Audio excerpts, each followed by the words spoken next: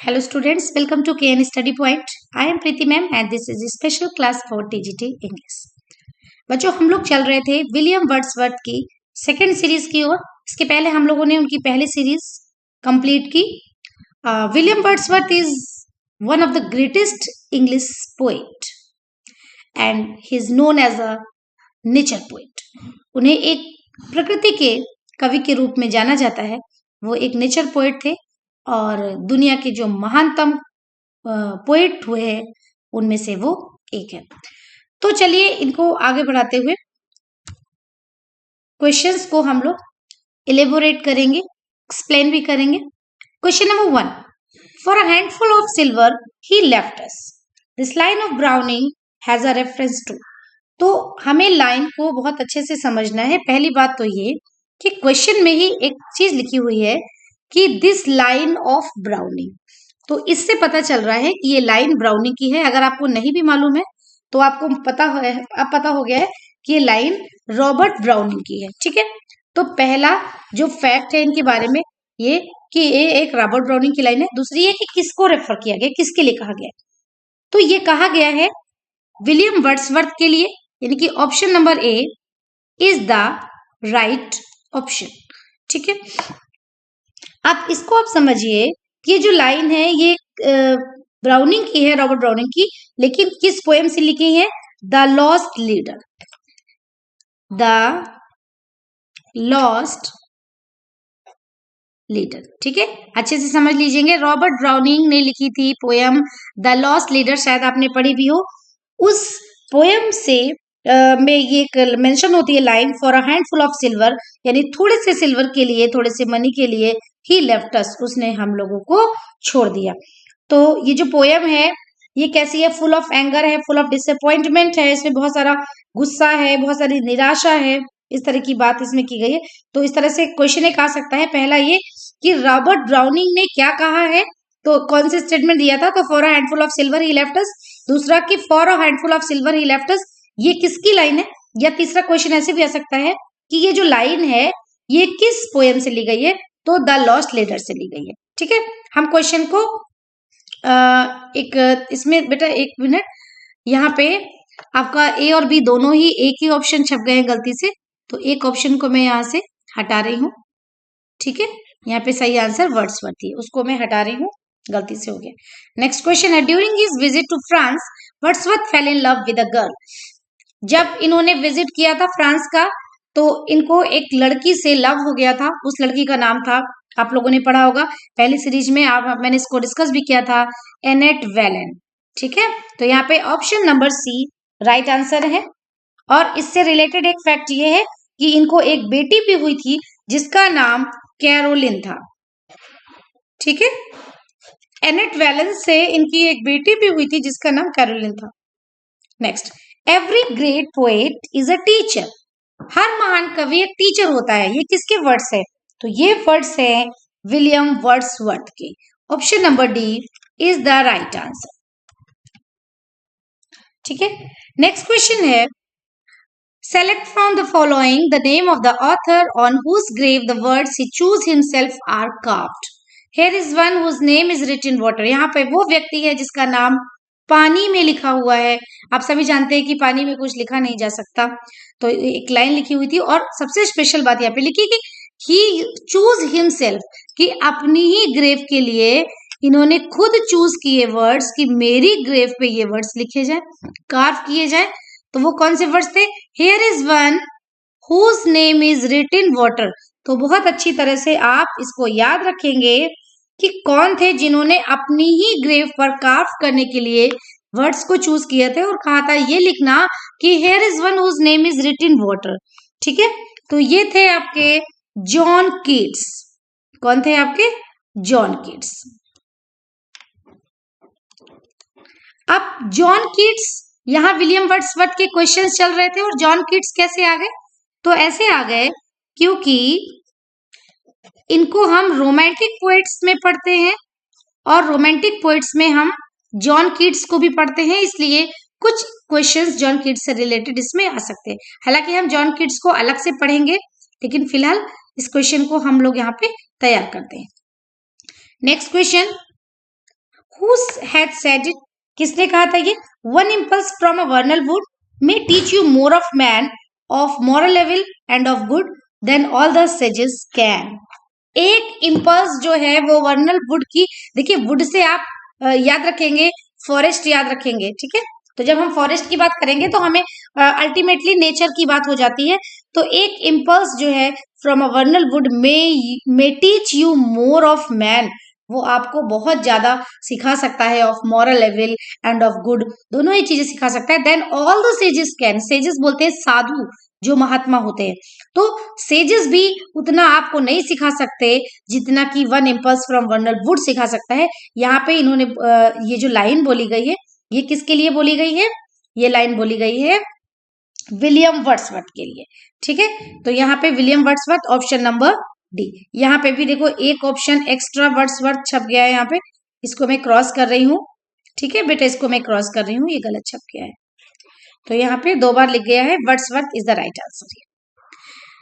Name the poem from which the following words have been quoted, कौन सी poem में ये जो लाइन्स हैं, ये जो वर्ड्स हैं, ये कोट किए गए हैं। तो पहले हम लोग इन लाइन्स को पढ़ेंगे। The gods approve the depth, the gods approve the depth and not the tumult of the soul. ये लाइन कहाँ से ली गई है? तो ये लाइन ली गई है लेओडेमिया, एक इनकी पोएम है लेओडेमिया, विलियम वर्ड्सवर्थ की लिखी हुई पोएम है। Option number D, option number D. इसको अच्छी तरह से आप तैयार कर लेंगे। और स्पेशली एक चीज और करनी है कि जो ये लेओडेमिया है, लेओडेमिया क्या है? आ नैरेटिव पोएम। ये क्वेश्चन बहुत पूछा जा सकता है एग्जाम में कि ये किस टाइप की पोएम है, लिरिक है, बैलेड है, नैरेटिव पोएम है। तो ये एक नैरेटिव पोएम है। आप जहां पे भी लेओडेमिया के बारे में लिखेंगे तो आप तुरंत नोट्स बनाते चलिए कि लेओडेमिया एक नैरेटिव पोएम है, ठीक है। और ये किस पर बेस्ड है? ट्रोजन वार की कहानी पर बेस्ड है, ठीक है। ट्रोजन वार आप समझ लीजिए, ट्रोजन वार की कहानी पर बेस्ड है। तो आप मेन चीज को नोट्स बनाते चलिए। पहली बात तो लेओडेमिया एक नैरेटिव पोएम है, दूसरा ये ट्रोजन वार की कहानी पर यानी बेस्ड है, it is based on the story of Trojan war, ठीक है। Next question, When did the first edition of lyrical ballad appear? Lyrical ballad का पहला जो एडिशन था वो कब आया था? तो आपने पहले जी पढ़ चुके हैं 1798, 1798, यानी option number B is right here. Next, which of the following is a poem by Wordsworth? इनमें से कौन सी है जो विलियम वर्ड्सवर्थ की पोएम है? तो वो कौन सी पोएम है विलियम वर्ड्सवर्थ की? डैफोडिल्स इनकी बहुत फेमस पोएम है, ठीक है। Daffodils is a famous poem by William Wordsworth. और इसका जो इसको और क्या कहते हैं तो आप इसको ये नोट कर लीजिए, I wandered lonely as cloud, I wandered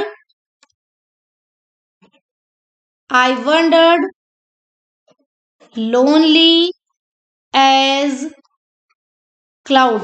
अगर कभी आएगा I wandered lonely as cloud, ये किसका दूसरा नाम है? तो ये डैफोडिल्स का ही दूसरा नाम है। ये एक लिरिक पोएम है। डैफोडिल्स क्या है बेटा? ये एक लिरिक पोएम है, लिरिक पोएम।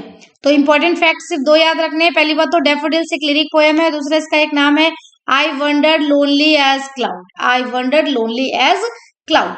नेक्स्ट है Wordsworth lived for 50 year among the, जो विलियम वर्ड्सवर्थ थे वो 50 साल वो रहे, कहाँ रहे थे?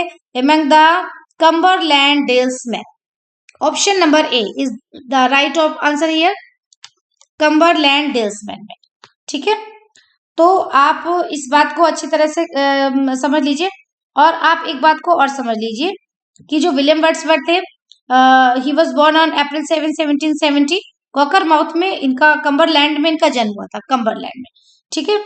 और ही 1802 में इनकी शादी हुई और ग्रासमेयर में, Grasmere and afterward he lived for 50 years, वहां पे वो 50 साल रहे। एट रिडाल माउंट, फिर रिडाउल माउंट गए वो, near the head of Windermere along the Cumberland dalesman. तो लगभग वो 50 साल रहे थे कम्बरलैंड डेल्समैन में। तो ये स्पेशली क्वेश्चन पूछा जा सकता है आपको।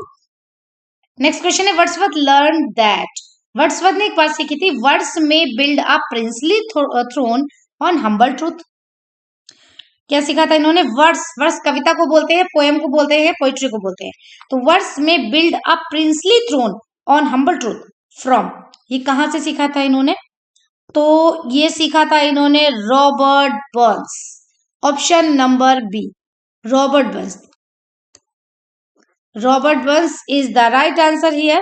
और जो रॉबर्ट बर्न थे वो स्कॉटलैंड के एक पोएट थे और बहुत ही ज्यादा पैट्रियोटिक लिखते थे, यानी कि जो इनकी पोएम्स होती थी उनमें एक स्कॉटलैंड का कल्चरल, जो कल्चरल वैल्यूज थी वो कहीं ना कहीं डेपिक्ट होती थी, इंटेलेक्चुअल, सोशल या जो पॉलिटिकल एंटिटी थी उनकी कंट्रीज की वो भी कहीं ना कहीं रिफ्लेक्ट होती थी।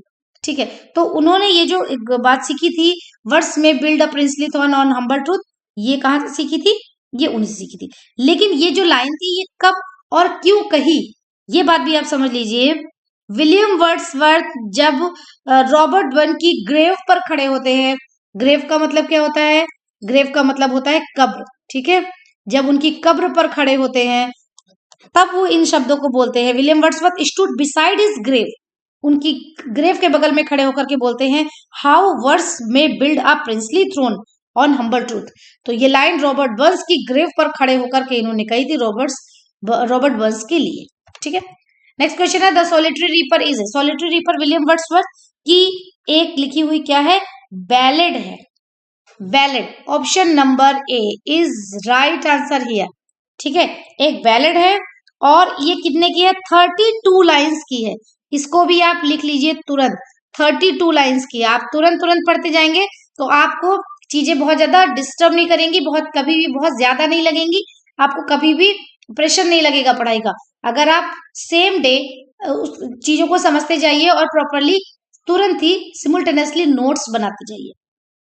तो यहाँ पे आपका जो एक बैलेड है द सोलिटरी रीपल जो कि विलियम वर्ड्सवर्थ ने लिखा था, इसमें कितने लाइंस है? 32 लाइंस है। ठीक है, next lyrical ballads was written by Coleridge. सभी लोग जानते हैं कॉलरिज और विलियम वर्ड्सवर्थ ने मिलकर लिखा था। ठीक है, उसमें भी टोटल पोएम कितनी थी? 23। उसमें 19 किसने लिखी थी? विलियम वर्ड्सवर्थ ने लिखी थी। और 4 किसने लिखी थी? कॉलरिज ने लिखी थी। ये क्वेश्चन भी घुमा फिरा के पूछा ही जा सकता है एग्जाम में। ठीक है, 23 पोएम थी लिरिकल बैलेट्स में, ये लिरिकल बैलेट्स लिखा हुआ है, उसमें से 23 में से 19 विलियम वर्ड्सवर्थ ने लिखी थी और 4 पोएम कॉलरिज ने लिखी थी। Next, William Wordsworth composed some of his finest poem during, तो इनकी जो सम ऑफ फाइनेस्ट पोएम थी वो किस दौरान लिखी गई थी? तो हम इसमें याद रखेंगे जब इन्होंने लिरिकल बैलेड लिखा था, ये उसी टाइम की बात है। उस टाइम पे इन्होंने प्रेल्यूड की शुरुआत भी कर दी थी और लूसी पोएम लिखी थी और कुछ इलेजी लिखी थी मैथ्यू करके। ये टाइम था आपका 1798-99। ठीक है, यानी कि ऑप्शन नंबर 1 यानी A is the right answer here. The excursion dated 1814 यानी कि 1814 में जब एक्सकर्सन आई, मार्क्स द बिगनिंग ऑफ, अच्छी तरह से याद कर लीजिए, समझ लीजिए कि एक्सकर्सन का आना हुआ और वर्ड्सवर्थ की पोएटिक जीनियस जो थी, जो वर्ड फेमस थी, it was of word repute, उसका डिक्लाइन होने लगा, उसका पतन होने लगा। एक्सकर्सन आई है और वर्ड, जैसे कहते हैं ना कि कोई चीज बहुत अच्छा समय लेके आती है, कोई चीज के आते ही समय खराब हो जाता है, तो एक्सकर्सन के आते ही उनका पोएटिक जीनियस गड़बड़ होने लगा। ठीक है, तो यहाँ पे आप याद रखेंगे the decline of Wordsworth's poetic genius, option number B. Okay, the excursion dated 1814 marks the beginning of, किस चीज की बिगनिंग होती है? The decline of Wordsworth poetic genius. Excursion के आने से, एक्सकर्सन आया है 1814 में और वर्ड्सवर्थ की पोएटिक जीनियस धीरे धीरे करके समाप्त होने लगी। ठीक है, next question, she give me eyes, she give me ears and humble cares and delicate fears were in reference to. सभी जानते हैं कि विलियम वर्ड्सवर्थ ने ये बात किसके लिए कही थी? अपनी सिस्टर डोरोथी वर्ड्सवर्थ के लिए कही थी। कभी कभी इनका नाम सिर्फ डोरोथी लिख करके भी आता है एग्जाम में, तो आपको कंफ्यूज नहीं होना है, डोरोथी लिखा हो या डोरोथी वर्ड्सवर्थ, एक ही पर्सन की बात हो रही है। ठीक है, next, the prelude was written in, prelude लिखी गई थी 1805 में, ठीक है। और आप इसके बारे में एक चीज समझ लीजिए, इसको मैं रफ करती हूं, 1805 में लिखी गई थी और 1850 में पब्लिश हुई थी, ठीक है। जब आप ये लिखेंगे 1805 में लिखी गई थी और 1805 में ये पब्लिश हुई थी। और कब पब्लिश हुई थी भाई? ये हुई थी पोस्ट्यूमसली। मैंने पहले भी इस वर्ड को एक्सप्लेन किया हुआ है पहले की क्लासेस में, फिर से मैं बता रही हूँ। पोस्ट्यूमसली मीन्स होता है आफ्टर डेथ, ठीक है। विलियम वर्ड्सवर्थ जब नहीं रहे थे, इनकी मृत्यु के बाद ही पब्लिश हुई थी 1850 में, ठीक है। इस लाइन को अभी समझ लीजिए, क्योंकि प्रिल्यूड इनकी बहुत इंपॉर्टेंट वर्क है और इससे रिलेटेड क्वेश्चंस मोस्टली पूछे ही जाते हैं। तो प्रिल्यूड लिखी गई थी 1805 में और 1850 में, आफ्टर 45 ईयर्स ये पोस्ट्यूमसली पब्लिश हुई थी, ठीक है। Next question, avoided by mossy stone half hidden from the eye. ये एक कोट है जो किससे लिया गया है? ये कोट लिया गया है लूसी पोएम से। लूसी पोएम इन्होंने लिखी हुई थी, लूसी पोएम से लिखा गया है, ठीक है। Next, Wordsworth poem mostly deal with, जो वर्ड्सवर्थ की पोएम है मोस्टली किससे डील करती थी? ये हमेशा किस तरह की लाइफ लिखते थे? सीधी सादी भोली भाली सी जिंदगी, ग्रामीण जीवन इस तरह का, या कभी शेफर्ड को लेकर के, या कभी किसी पुअर्टी को लेकर के। तो इस तरह का जीवन जो है ये शो करते थे, या कहीं ना कहीं रिफ्लेक्ट होता था इनकी पोएम में। तो यहाँ पे ऑप्शन में है politics, city life, humble and rustic life, या revolution.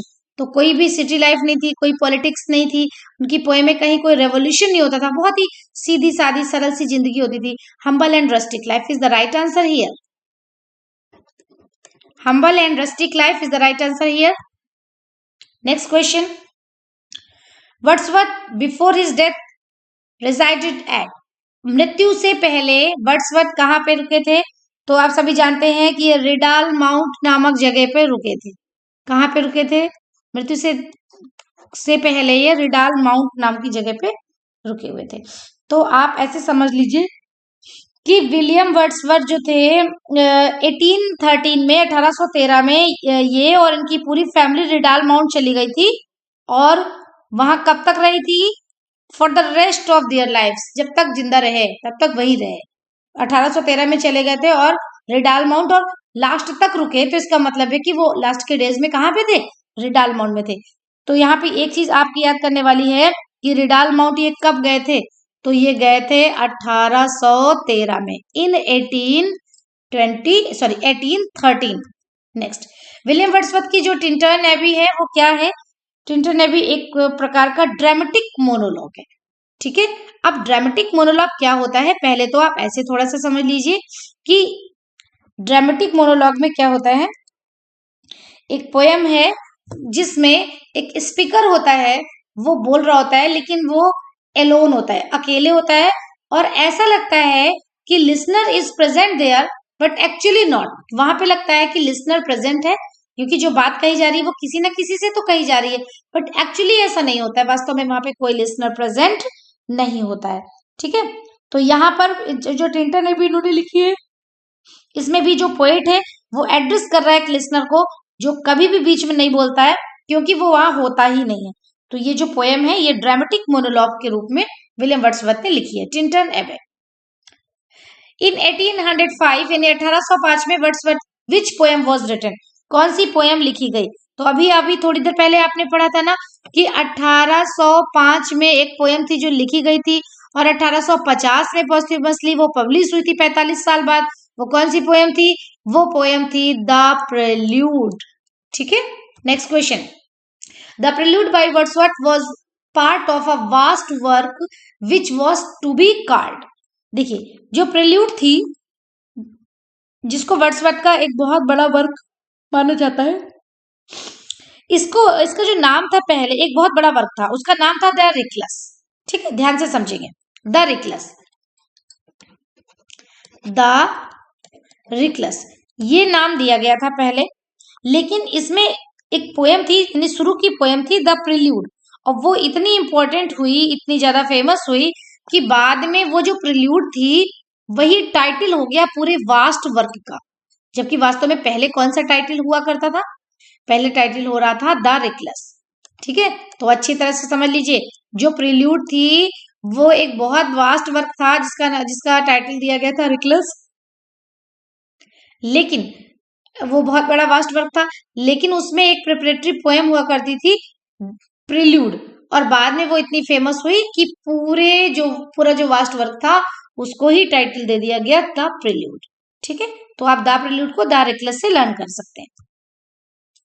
Which of these travel poems belong to William Wordsworth? इसमें कौन सी है जो विलियम वर्ड्सवर्थ की से बिलोंग करती है? ट्रेवल पोएम है, सारी की सारी ट्रेवल पोएम है। तो आप सभी जानते हैं कि डिस्क्रिप्टिव स्केचेस विलियम वर्ड्सवर्थ ने लिखा है। विलियम वर्ड्सवर्थ की जो पहली सीरीज मैंने आपको पढ़ाई है उसमें ये क्वेश्चन आता है कि डिस्क्रिप्टिव स्केचेस जो है वो किसकी रचना है, किसका वर्क है? विलियम वर्ड्सवर्थ का।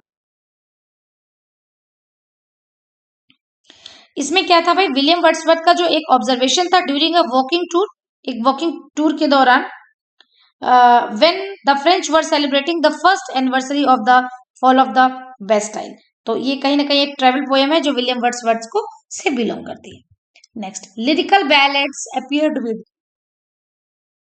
बहुत सिंपल सा क्वेश्चन है कि इसमें बांटा गया है कि कितनी पोएम कॉलरिज की और कितनी वर्ड्सवर्थ की। तो आप सभी जानते हैं 4 पोएम कॉलरिज की थी और 19 बाय वर्ड्सवर्थ।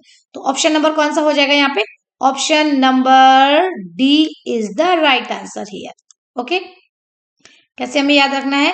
4 पोएम ये कॉलरिज की थी और 19 विलियम वर्ड्सवर्थ की थी, टोटल 23 पोएम्स थी। नेक्स्ट, लिरिकल बैलेड, ये सेम क्वेश्चन हो गया, लिरिकल बैलेड अपीयर्ड विद। तो यहाँ पे भी ऑप्शन नंबर क्या हो जाएगा? ये D.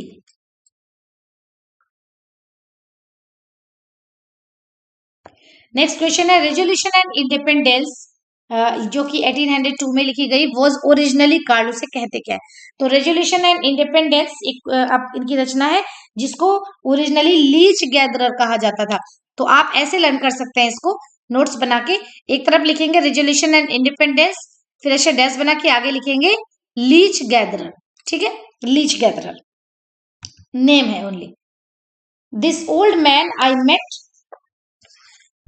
a few hundred yards from my cottage। इस ओल्ड मैन से मैं मिला कुछ 100 यार्ड जो मेरी कॉटेज से दूर था। कहाँ पे? टाउननेट में, ग्रासमेयर में। And the account of him is taken from his mouth. This is the reference that Wordsworth gives. Wordsworth दे रहे हैं and it resulted in a poem, और बाद में ये एक पोएम के रूप में आया। वो कौन सी पोएम थी? वो पोएम थी रेजोल्यूशन एंड इंडिपेंडेंस। ठीक है, इसके बारे में जो डिटेल है वो ऊपर लिखी हुई है, क्वेश्चन से आप पढ़ सकते हैं कि इसकी डिटेल लिखी हुई है। This old man I met a few 100 yards from my cottage and the account of him is taken from his mouth. तो ये रेफरेंस था किस पोएम का? Resolution and independence. नेक्स्ट है, which poem was written after the death of Lord Nelson. ठीक है, तो Nelson की मृत्यु के बाद क्या लिखा गया? कौन सी पोएम लिखी गई थी? Character of a happy warrior. ठीक है, character of a happy warrior.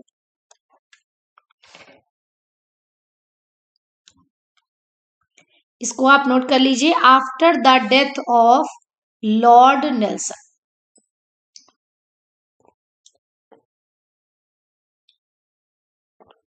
इस तरह से क्वेश्चन ये भी पूछा जा सकता है कि character of a happy warrior जो पोएम है वो किसकी डेथ के बाद लिखी गई थी?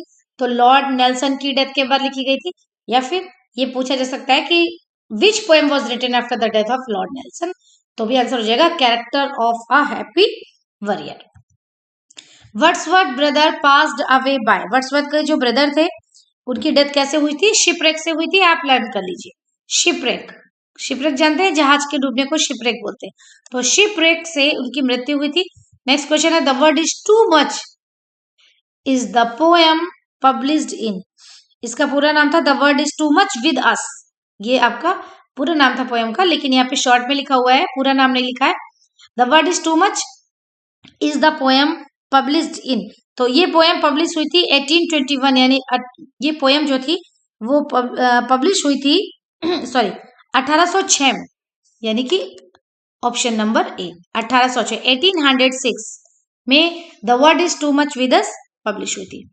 नेक्स्ट है the poem mutability was published in, इसका ऑप्शन नंबर बी 1821, 1821 ये पोएम है म्यूटेबिलिटी। आप नोट्स बना के इसको तैयार करिए, ये आपका पब्लिश हुई थी 1821 में।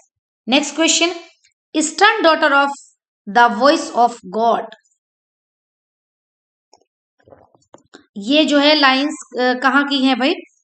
Eastern daughter of the voice of God, यानी जो भगवान की वॉइस है उसकी ईस्टर्न डॉटर किसे कहा गया है? ये लाइन कहाँ की थी? Ode to duty.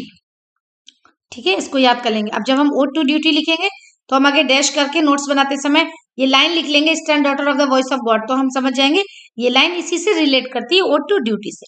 हमें ज्यादा दिक्कत नहीं होगी और हमें अच्छी तरह से तैयार भी हो जाएगा। नेक्स्ट क्वेश्चन, लेओडोमिया इज, लेओडोमिया क्या है? अभी आपने पढ़ा हुआ था, कुछ क्वेश्चंस रिपीट हो रहे हैं, दूसरी तरह से रिपीट हो रहे हैं। यहाँ पे हमने लेओडोमिया के बारे में पढ़ा था और ये भी पढ़ा था कि ये एक नरेटिव पोएम है, यानी option number C is right answer here. Next, the sweetest thing that ever grow beside a human door, किसी भी मनुष्य के द्वार पे जो सबसे अच्छी चीज आज तक हुई है वो ये है, तो वो ये क्या है? लूसी के लिए बोला था विलियम वर्ड्सवर्थ ने। ठीक है, ये where do this lines appear, या फिर किसको रेफर की गई है? तो ये लाइन कही गई थी लूसी से। 3 years शी ग्रू से ही ये लाइन ली गई है। आपने ये 12th स्टैंडर्ड में चलती भी है, 3 years शी ग्रू। ठीक है, 12th स्टैंडर्ड में ये बुक चल रहा है, ये जो पोएम है ये बुक ये पोएम सिलेबस में है और इस पर्टिकुलर पोएम की ही लाइन है बिसाइड अ ह्यूमन डोर, जो स्वीटेस्ट थिंग होती है जो आज तक की हुई है वो बिसाइड अ ह्यूमन डोर, वो कौन है? वो लूसी के लिए बोला है विलियम वर्ड्सवर्थ ने। नेक्स्ट, इफ सॉलिट्यूड और फियर और पेन और grief should be thy portion, whom is Wordsworth referring to? किसके लिए वर्ड्सवर्थ कह रहे हैं कि सॉलिट्यूड और फियर और पेन और ग्रीफ सारी चीज। सॉलिट्यूड क्या होता है? एक अकेलापन, एक डर, एक दर्द, एक कष्ट, एक दुख। ठीक है, शुड बी दाय पोर्शन, ऐसा क्यों होना चाहिए? तो किसके बारे में बात कर रहे हैं? ये अपनी बहुत ही ज्यादा जो इनकी नियर थी, इनकी सिस्टर जिनका नाम था डोरोथी वर्ड्सवर्थ, ये उनकी बात कर रहे हैं यहाँ पे। तो यहाँ पे आंसर हो जाएगा Dorothy Wordsworth, option number D. Okay, next, Michael is a pastoral poem that presents the pathetic life of a shepherd Michael. Michael एक पेस्टोरल पोएम है। अब इसमें इस क्वेश्चन में जब हम नोट्स बनाएंगे तो कैसे बनाएंगे भाई? देखिए, मैं इसको रफ कर दूं थोड़ा सा।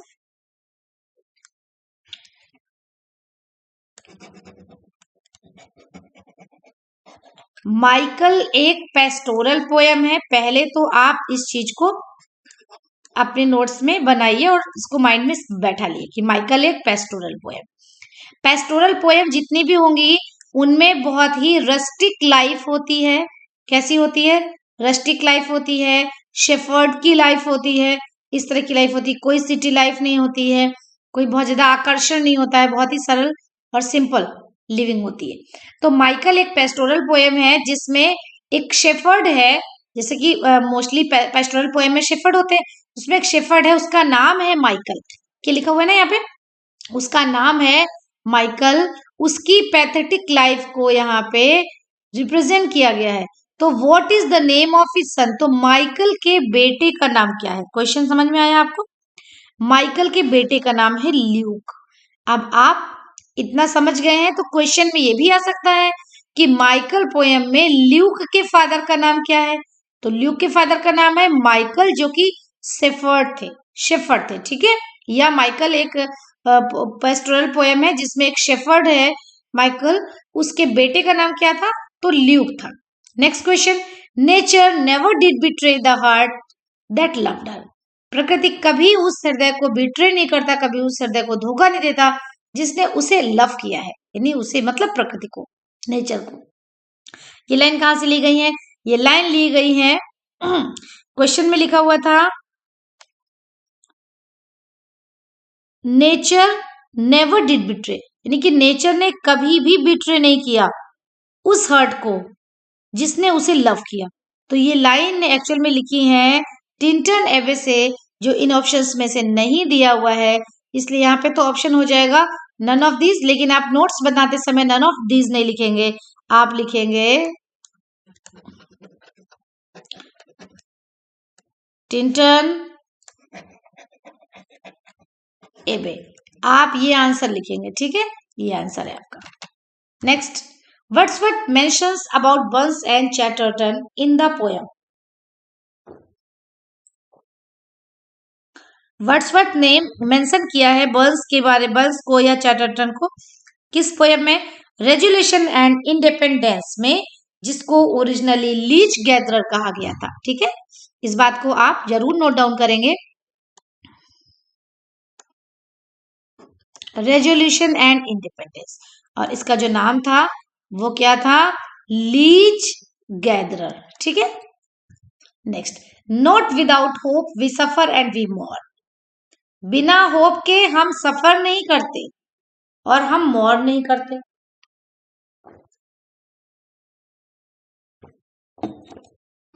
Not without hope we suffer and we mourn, देखिए यहाँ पे कहा गया है कि बिना होप के हम सफर नहीं करते हैं, क्योंकि हमें जब होप ही नहीं होती है तो फिर होप तो डिसअपॉइंट भी हम नहीं होते, और हम मॉर्न भी नहीं करते। तो ये लाइन लिखी गई है पील कैसल से ली गई, ठीक है। अच्छी तरह से तैयार करेंगे इसको। पील कैसल की ये लाइन है, not without hope we suffer and we mourn, यानी बिना उम्मीद के, बिना होप के हम सफर नहीं करते और हम मॉर्न नहीं करते। Next, the poem Elegiac Stanzas was suggested by a picture of Peel Castle in a storm painted by, तो ये जो पोएम है इलेजिक स्टैंजा वो सजेस्ट की गई थी by a picture of Peel castle in a storm. Peel Castle एक महल है, स्टॉर्म मतलब तूफान में, पेंट की गई थी। तो किसने ये पेंट की थी? पहले तो ये पिक्चर है, इस पिक्चर को जिसने पेंट किया था और फिर इस पेंटिंग से इंस्पायर होकर के पोएम लिखी गई थी इलेजिक स्टैंजास। तो ये जो पील कैसल इन अ स्टॉर्म एक प्रकार का एक पिक्चर है, वो किसने पेंट की थी? इट वाज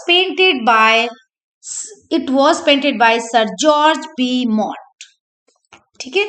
इसको हम कैसे तैयार करेंगे कि द पोएम इलेजिक स्टैंजा है वो Peel castle in a storm picture से सजेस्टेड थी, लेकिन Peel castle in a storm किसने पेंट किया था? It was painted by sir George Beaumont, ठीक है। तो आई होप कि आपको ये क्लास अच्छी लगी होगी। I have discuss 40 questions based on William Wordsworth. मैंने 40 क्वेश्चंस डिस्कस किए हैं जो विलियम वर्ड्सवर्थ पर बेस्ड है, और ये सभी कॉम्पिटिटिव एग्जाम्स के लिए बहुत बहुत इंपॉर्टेंट है। मैंने पूरी कोशिश की है कि मैं एक एक क्वेश्चन को इलेबोरेट करूं, ढंग से अच्छी तरह से एक्सप्लेन करूं, ताकि उससे रिलेटेड जो भी फैक्ट्स हैं वो आपको अच्छी तरह से समझ में आए, और जब आप उनका रिवीजन करें या उससे रिलेटेड और क्वेश्चंस हो तो आपको कभी कोई डिफिकल्टी फेस ना करनी पड़े। तो आप सब मुझे कमेंट करके कमेंट बॉक्स में जरूर बताएं कि आपको क्लास कैसी लगी, और अपने सुझाव, अपने सजेशन मुझे जरूर दें। Thank you.